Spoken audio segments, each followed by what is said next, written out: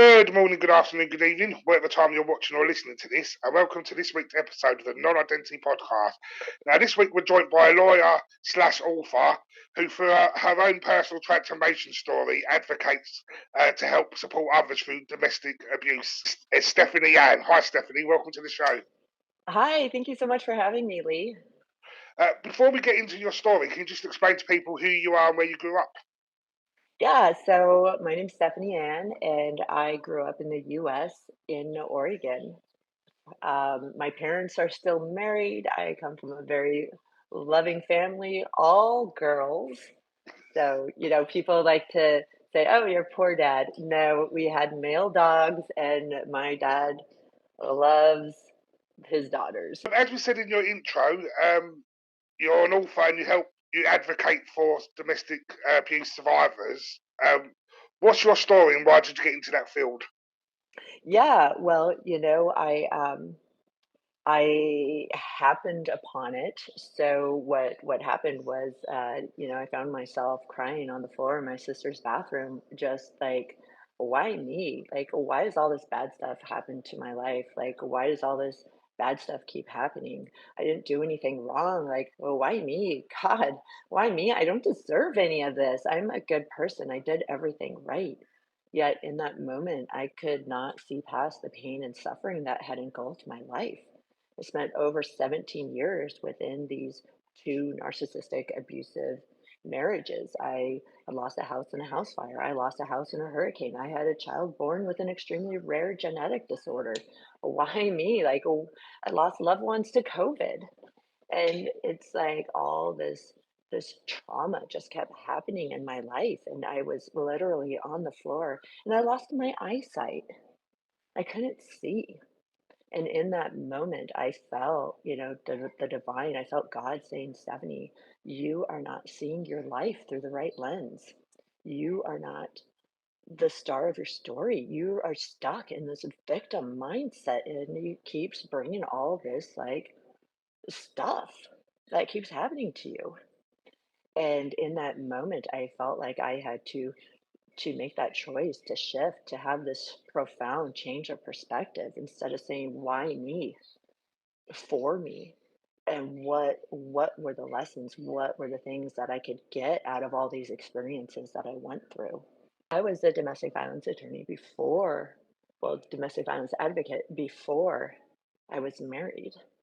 And so, but if you look at traditional domestic violence from like 20, 30 years ago, it was really focused on violence. It wasn't focused on emotional and psychological abuse.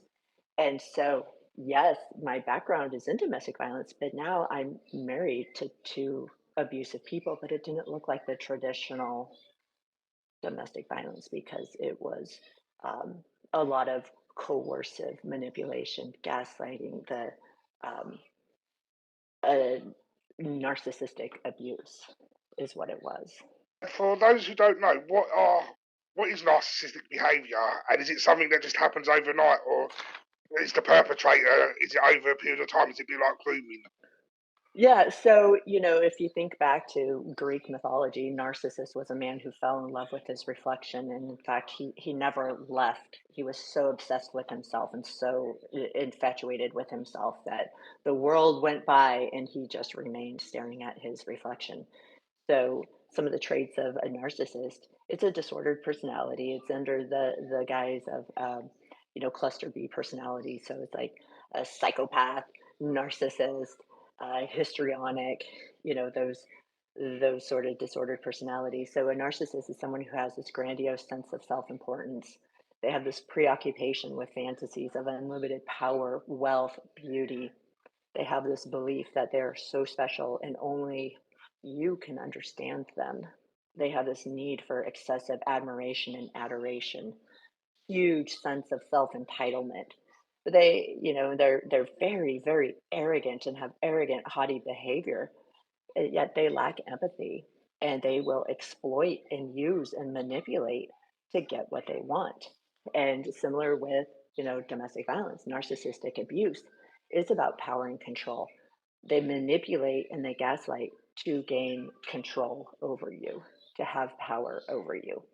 And so what happens is there is a cycle of narcissistic abuse. So in the beginning, the first cycle is the idealization cycle, the idealization phase. Then you have devaluation.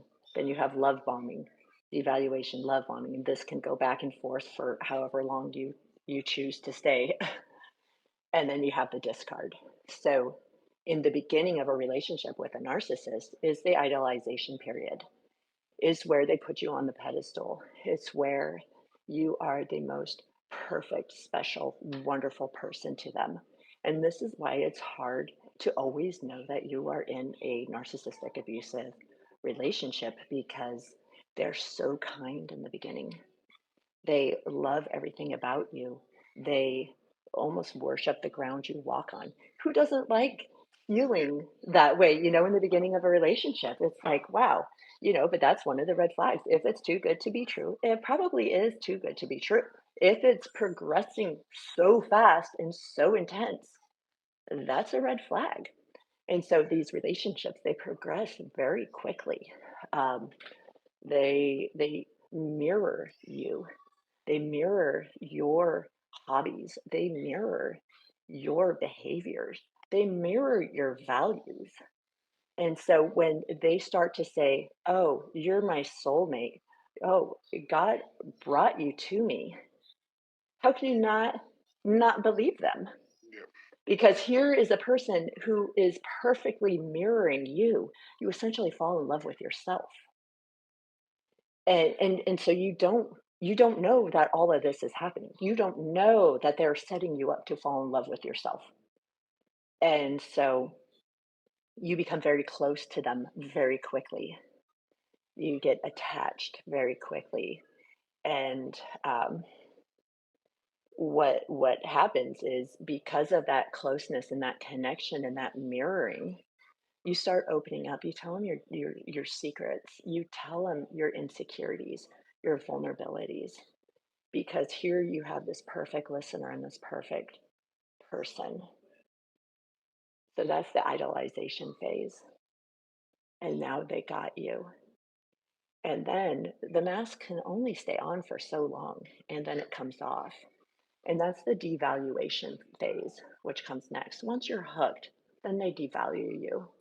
So now everything they loved about you in the beginning, they hate. My second ex-husband, he loved that I was an attorney. He loved that I was a strong, powerful woman. He loved the way I parented. He loved my children. In the devaluation, he my kids were annoying. He didn't like them anymore. Um, he hates my profession. He hates all lawyers. He they hates me, basically. They criticize you and they start manipulating. And this is where gaslighting comes in. And so, if people don't know what gaslighting is, it's when you manipulate another person into doubting their perception, doubting their reality, doubting their experiences or understanding of events and things that happened. Is a form of emotional abuse. It's a highly coercive, calculated form of manipulation. So common gaslighting phrases are, "You are too sensitive. It was a joke. I'm just being sarcastic. Oh, you can't take a joke. That's not how it happened." And it really just plays on your sense of reality.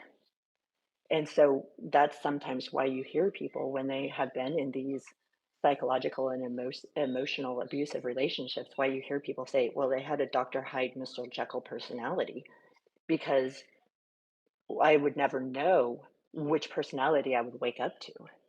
Is it going to be the devaluating person who is mean and critical and manipulative and coercive? Or is it going to be this loving, kind, wonderful person? And so what happens is you have this intermittent reinforcement of devaluing love bomb, devaluing love bomb. And this will go on until they have had enough of you and they discard you, or you find value and worth in yourself and say, "You've had enough, I'm done." And all of this intermittent reinforcement creates this big thing called cognitive dissonance. It's like you're living in this fog. What is reality? What is truth? It's just, it's so confusing. But all of that creates this bond called a trauma bond. And so if you've ever heard of people talk about Stockholm syndrome, where the kidnapper and the victim fall in love and stuff, it is the trauma bond. And it's similar with an a narcissistic abusive relationship. It forms this trauma bond, this intermittent reinforcement because it's good, it's bad, it's good, it's bad, it's great, it's horrible. I love you, I hate you. And it's very, very confusing. And so I also say a trauma bond is very similar to a drug addict because you do become addicted. And similarly to a drug addict, the first time you use a drug, you have this really high high, this really high intense dopamine rush. So you use again, but every time you use, you never reach that first high. It's always less and less and less. But you're addicted to the cycle. You're addicted to trying to get that first high. Similarly, in the trauma bond, we know that they know how to be kind to us. We know that they know how to love us. We know that they know how to treat us well because they did that in the very beginning. And so when it's bad, we say, okay, well, we can get through this bad because we know it's going to be good. And that's why so many people stay for so long. And that's why when you hear people say, well, why don't you just leave? Well, it's complicated. It's not as easy. Because you're just waiting for that good time to roll back round again. Because, like you said, you know it's Yes. there. So Yes. And so it keeps you trapped and keeps you stuck. And that's why I say until you have enough self-worth and until you say you've had enough and you leave, you will just be stuck on this emotional disruptive horrible roller coaster. And if you don't get off, he's going to, or she is going to discard you, is going to throw you off. But if you find the worth and the inner strength and you leave, then you can make this cycle stop at any time. and do you think that's why you ended up in a second marriage with another narcissistic person because of you so used to being in a trauma bond? It was comfortability for you, or I truly believe until, you know, we are here to grow and evolve. And if we're not growing and evolving, we're stuck. And when you're stuck in this victim mindset of why me, we're not growing and evolving. And and when you're stuck in that victim mindset, you can't see the lessons. And until you can see the lessons, you don't fully know what to heal and how to move on and to break those patterns. And the universe through the universal laws, the laws of life, you're going to repeat things until the lessons and the patterns have been broken. You can run and they will find you. And so what for me is when I was discarded from my first marriage, he was a chronic cheater, constantly looking for that love and admiration and acceptance from other women. He walked out, and I thought I had done the healing work, but I didn't do much. There's that myth that well, time heals. Time does not heal a narcissistic, abusive relationship. It does not at all. It takes hard work. And so when I went into my second marriage, I thought I was healed because time had passed. I shot some prayers up into the air, you know, and so I manifested him. I wrote out the list. I wrote out exactly the kind of man I was looking for. And a week later, I met a man who fit that list. He marked every check mark. And so, in divine's great love for us, we get what we ask for and all the unhealed, unlearned lessons. And they will continue to repeat themselves until you do the hard work. And for me, it wasn't until I actually had to let go of that victim mindset and choose to become the star of my story and stop being a victim, then I could actually see the lessons. So what happened was I grabbed a journal and I'm like, okay, for so many years, my two ex-husbands were monsters trying to destroy my life, and that is how I referred to them. But what if they were teachers here to teach me these powerful lessons? And what would that look like? And so I got my journal out and I started with my first husband. Okay, I spent 14 years with him. If he is not a monster, but instead a powerful teacher, what did he teach me? Okay, he taught me that I need boundaries. So I didn't have boundaries for myself, but I'll tell you what, I had boundaries for him. I was the boundaries police. Do you know he's married? Why are you talking to a married man? Why are you? Oh, I was definitely the boundaries police, but we cannot be the boundaries police for other people. We are only responsible for our own boundaries.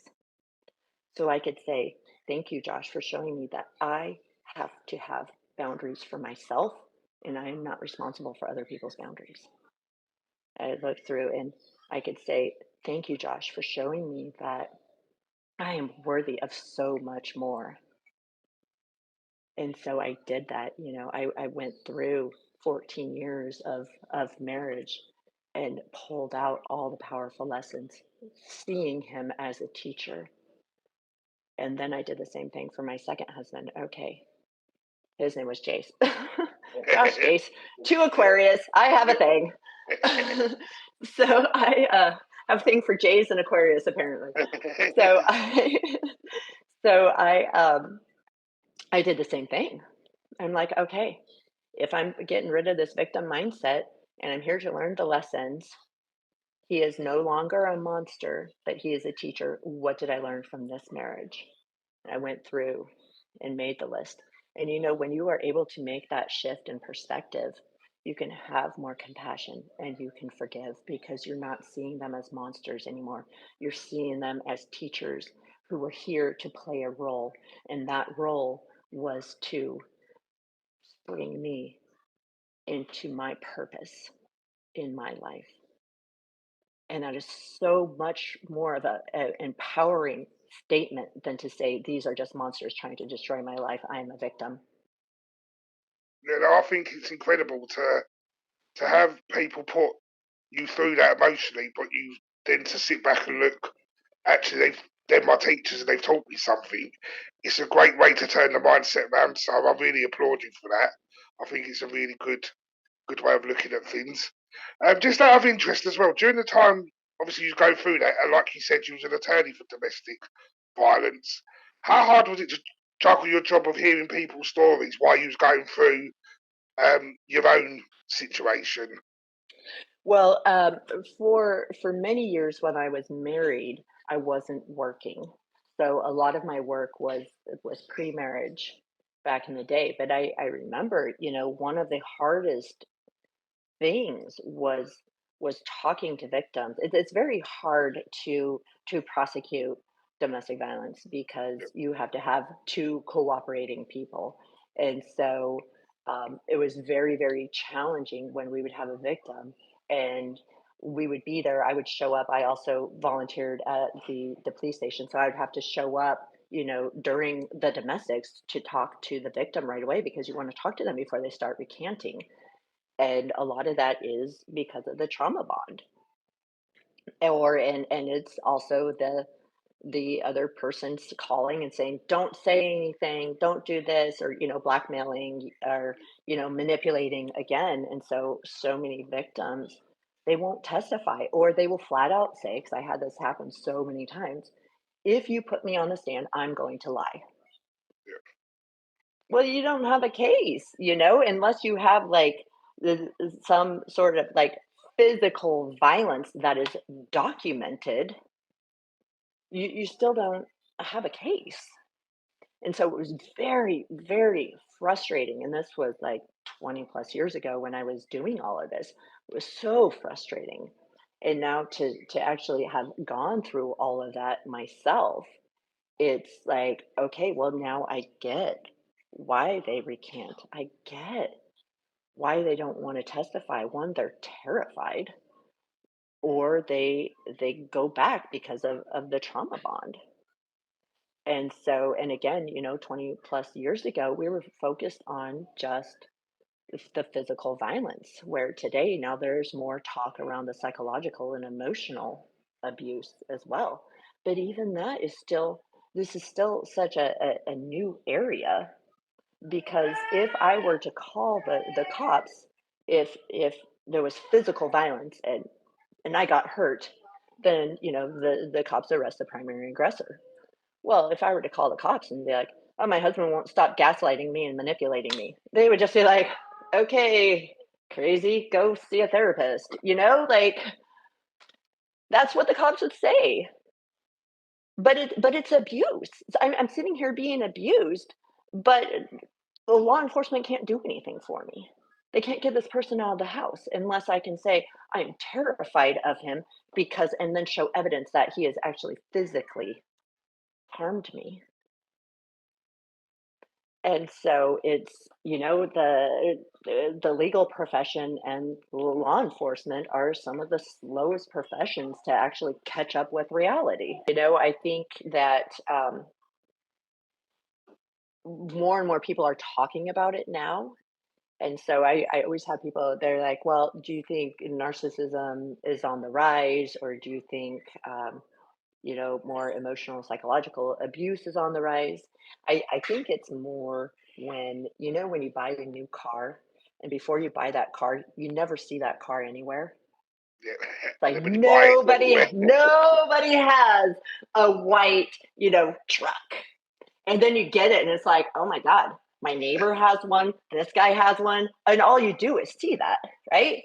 And so I kind of feel like that's how it is with narcissism. Before I knew about narcissism, I never saw a narcissist. But now that we are becoming more aware and we're talking about it, now we're seeing it everywhere. It's always been here. We just weren't awakened to it.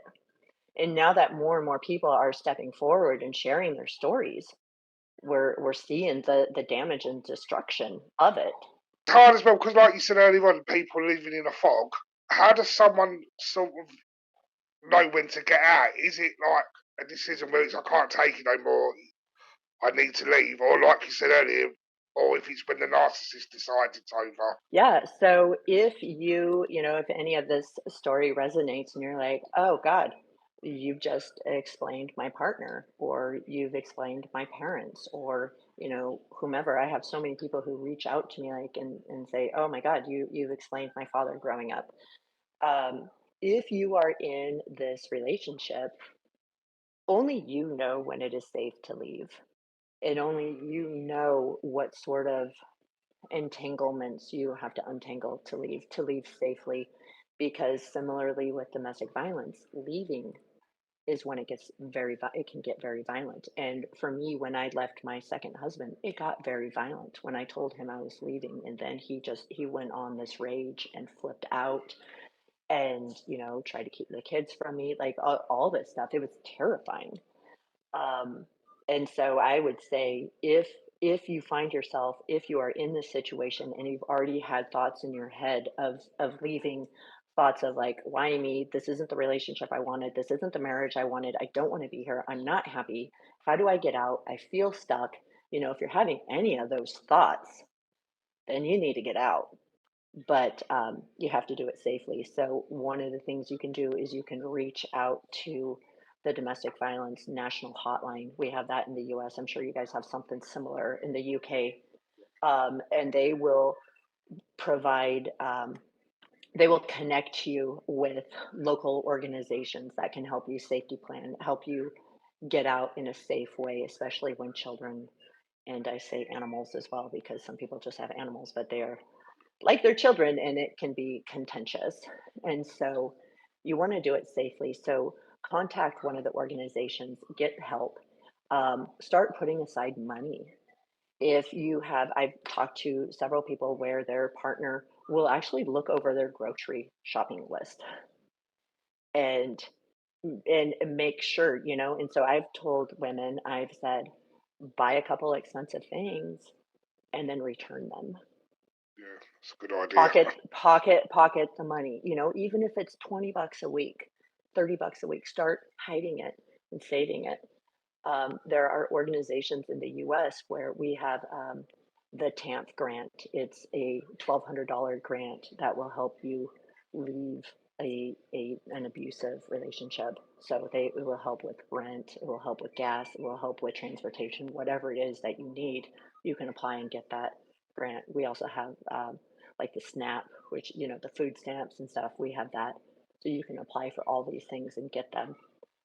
And then so many people are terrified, like, well, I don't want to go stay in a women's shelter. Well, honestly, this isn't the 50s or the 20s or something. It's not like you're going to be in a gymnasium with a bunch of cots. It's usually a very lovely home, or if you have older children, they usually will just put you up in a nice hotel. So reach out to these organizations. They are there, they have money, they're there to help you, and they will help you safety plan. Um, and yeah, get copies of all your documents. One of the things for me was when I left, I didn't have my passport, I didn't have my children's birth certificates, I didn't have any of this stuff, and to this day I still don't have it. He would never got it. Even when I went back and went into our safety deposit box, he had taken it all. He locked me out of all my banks. He called all my credit cards and all my banks and froze all my accounts. I had no money. I had nothing. Um, and so sometimes the discard can happen very quickly like that. And then they have it all lined up to where they've put holds on everything, they've frozen everything. And so really prepare and plan, get all your financial documents, all your legal documents, contact an attorney that understands domestic violence and narcissistic abuse. You really need to protect yourself and plan ahead. And don't tell them you're leaving. Even me, someone who knows all this, I said, I'm leaving you, I'm done. And it escalated. And so it's like everything that I knew professionally I did wrong. So because I didn't know it was all going to happen like that. um, so get all those things in place. Start talking to your friends and neighbors and your family. There are people that love you and care about you, and they want to see you safe and protected. Tell people. And that's one of the hard things too, is that with the narcissists, like you were saying, they're so charming, pillars in the community, all this stuff. And so, people might not believe you, but still talk, don't hide it, because shame loves secrets. Shame likes to stay in the dark. And there's a lot of shame involved with domestic violence and narcissistic abuse. It wants you to be quiet, and this is why I share my story. With narcissistic behaviour, has there been any studies to prove that there's causes why people turn narcissistic? Because obviously people say, like, if you've been bullied 9 times out of 10, you will turn into someone who bullies someone else. Is that the same sort of pattern for narcissists? A very smart, educated person, but I'm not a psychiatrist, but or psychologist. But I will say, based on my experience and what I know, and even my first husband, his dad is a psychiatrist, and actually he discarded his parents as well because his parents wouldn't divorce me when he left. And so I got to keep his parents. I'm still very close to them. I'm like their daughter, and he disowned his parents um, because they wouldn't support him. But looking at my first husband, when he was in his youth, he was diagnosed with oppositional defiant disorder, turn into a disordered personality as an adult. So it could turn into, histrionic, narcissism, psychopath, any of those like cluster B personalities. And so there's that. There's also my second husband. I look at him and like, okay, well, where did this narcissistic personality come from? Well, I truly believe his mother is a narcissist. When you look at like a narcissist, they build protective layers upon themselves. And so, when you go through a trauma, if you don't deal with it, sometimes you just put a protective layer over it. It's like a band-aid. And then you go through another trauma and you put another band-aid on, and another trauma, and you never deal with it. And so all those protective layers of self can create a disordered personality because now you have so many protective layers on. Do they even know who they are? And this is why they can easily morph and shift and mirror your values and mirror you because they have buried their true self so far down. And until they become aware and do the hard work, it is so much easier to just move on to the next relationship than to look inward and actually deal with the ugliness of who you are or the hurt and the pain and the trauma that you've been through. There's so many people, they say, oh, well, a week later, they're engaged to someone else. How did that happen? It's because they cannot stand who they are. And so it's easier to just say, okay, well, that's done, and just move on and forget about it and disassociate from that and build a whole new self. Like I remember I was on a my sister and I and one of my friends were like, well, let's go on to one of these dating websites just to see if he's on there. Well, he was on there, and in the stuff he said was so different from the stuff that I love football. I love this. I love. He doesn't like any of those things, but maybe he does. I don't freaking know. Like how do you know? They don't know. They're just trying things on to see what fits, to see what works. Because it's so much easier to do that than to deal with all the hurt and the trauma. And another myth also is that, well, everyone who is the victim and the abuser both came from really horrible, abusive, traumatic childhoods. No, I didn't.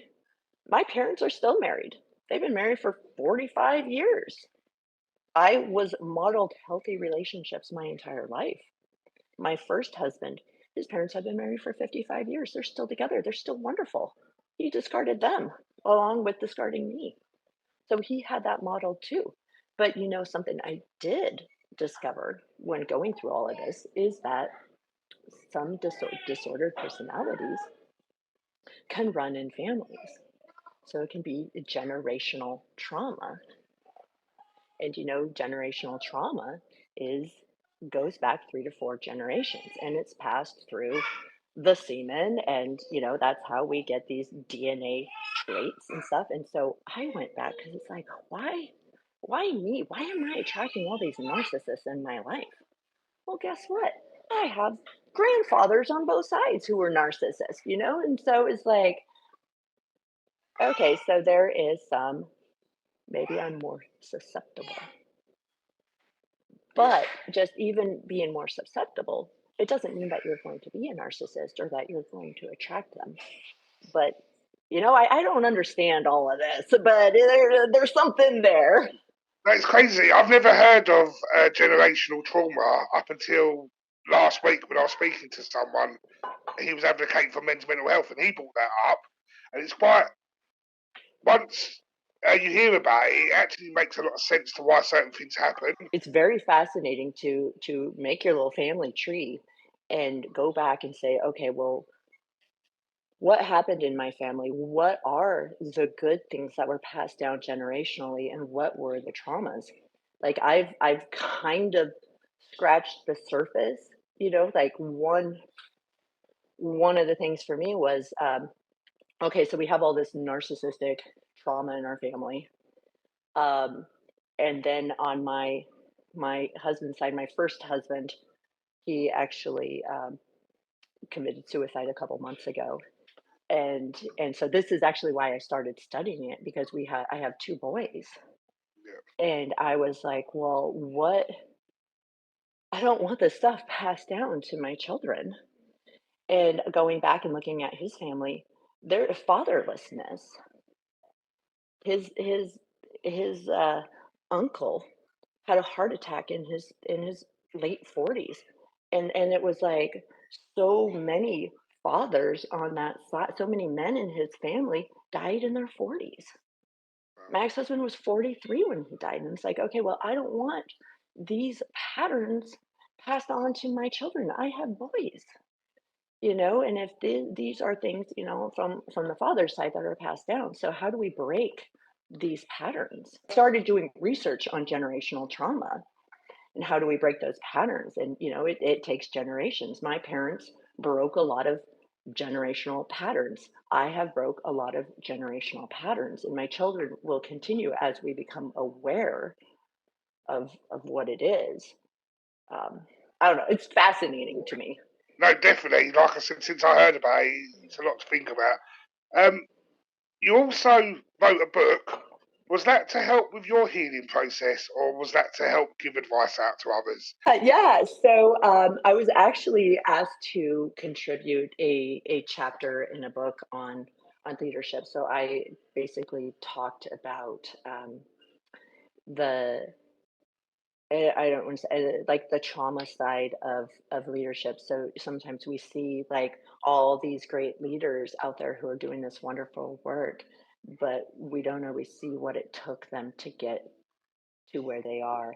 The resilience, the empowerment. So I kind of just talked on my chapter on that. I'm currently writing a series of books on narcissism and more of what happens when you love a narcissist and how to let go of that victim consciousness, how to reprogram, recondition, rewire the brain, how to become the person you want to be now that you've left and moved on. What does that look like? um, Vindication, you know, how to navigate the legal system, how to parallel parent, how to beat a narcissist in court, essentially, and then how to take your empowerment and take your life back. So I'm working on those right now. Well, um, and also like narcissistic behaviour. Do you feel there's elements of that that everyone has? Because there's certain places that you need it. Like you mentioned, leadership. Sometimes leaders need to show a bit of narcissism, or business owners, or maybe even lawyers sometimes need to show a bit of narcissism. Do you think that is in everyone? It's just about how we control it.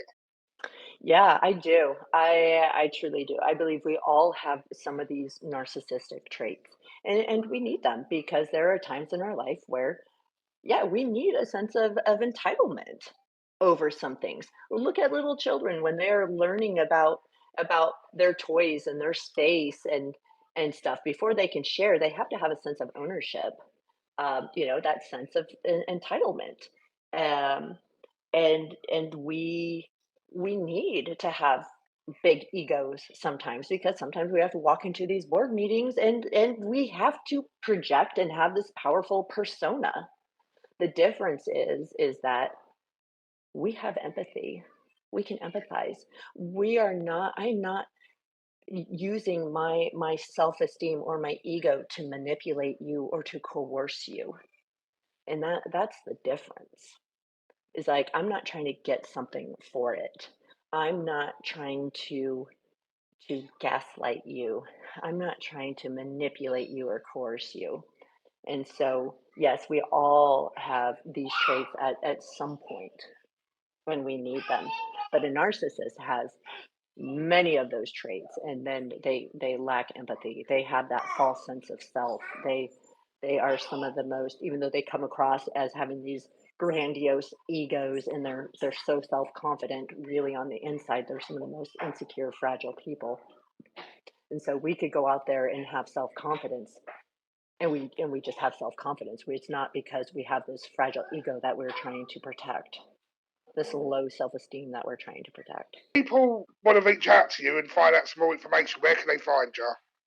Yeah, so right now you could email me at stephanyannSpeaks@gmail.com. I'm on LinkedIn and Facebook. I was working on a website and some programs, but because of my first husband's death and stuff, I just can't hold space for anyone really. Um, Yeah. just just my children, so I'm focusing on them right now. But in the near future, I will have some programs and my books will be done and all that kind of fun stuff.